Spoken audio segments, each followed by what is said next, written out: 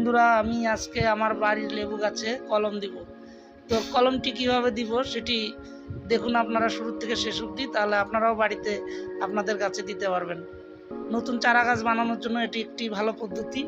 ঠিক আছে বন্ধুরা, প্রথমে একটি পাটের বস্তা ও একটি দা নিয়ে নিলাম। এখন আমি এই দায়ের মাধ্যমে পাটের বস্তাটি সাইজ করে কেটে নেব। ঠিক আছে বন্ধুরা, পাটের বস্তাটি আমার কাটা শেষ। এখন দেখে নিব আমি কোন ডালটাতে কলমটা বসাবো।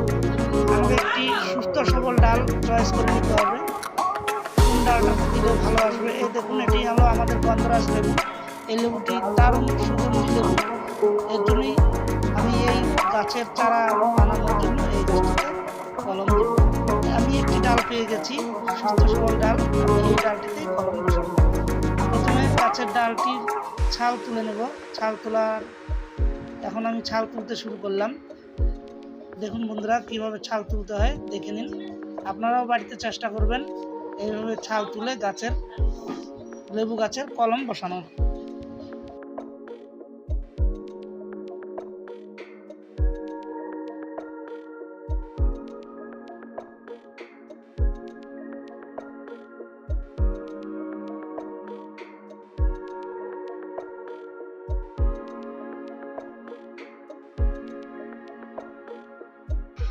বন্ধুরা, আমার ডালটিতে ছাল তোলা শেষ হয়ে গেছে। এবার আমি ডালটি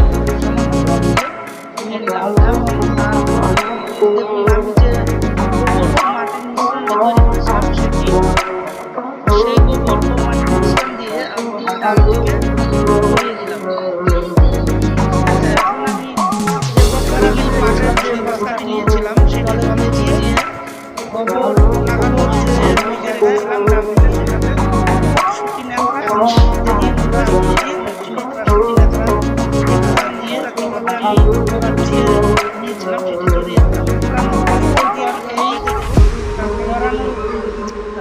জায়গায় এটাই আমার বাধা হয়ে গেলে আমি এর উপর একটি যে বস্তাটি নিয়েছিলাম সেই বস্তা দিয়ে মুড়ে আবার বেঁধে দেব।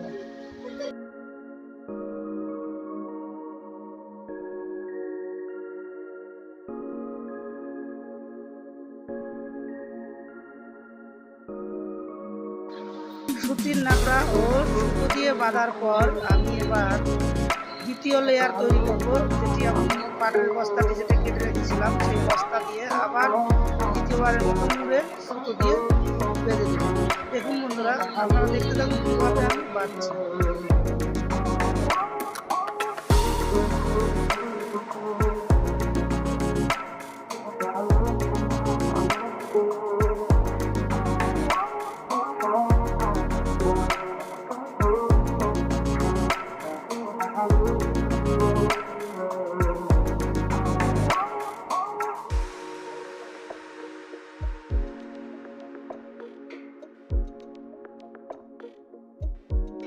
আমার লেবু গাছে কলম দেওয়া শেষ হয়েছে। এখন মোটামুটি 15 থেকে 20 দিন পর দেখবো এতে শিকড় বের হয়েছে কিনা।